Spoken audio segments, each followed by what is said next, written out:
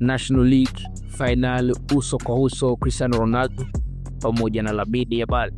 CR7 kongwe mchezo huo anayechukuliwa kuwa mmoja wa wachezaji bora zaidi kuwahi kupachika viatu vya soka atakabiliana na vijana wenye vipaji vya hali ya juu waliochezewa na wengi ili kung'aa dhahiri katika wakati ujao, wakati Hispania na Ureno zitakapokutana katika finali ya UEFA Nations League kwenye uwanja wa Allianz Arena mjini Munich huko Ujerumani.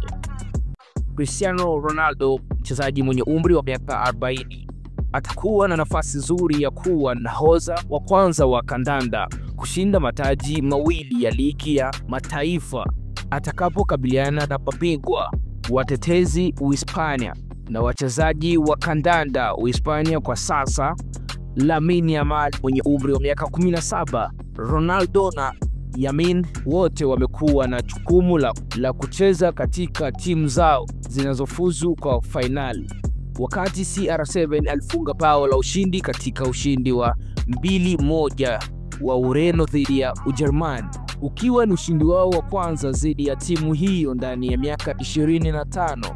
Lamine Yamal alifunga mabao mawili wakati Uhispania ilipoilaza Ufaransa 5-4 katika nusu finali nyingine.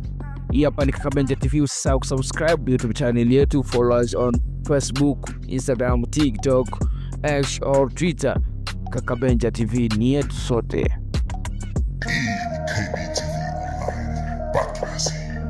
Yetu sote.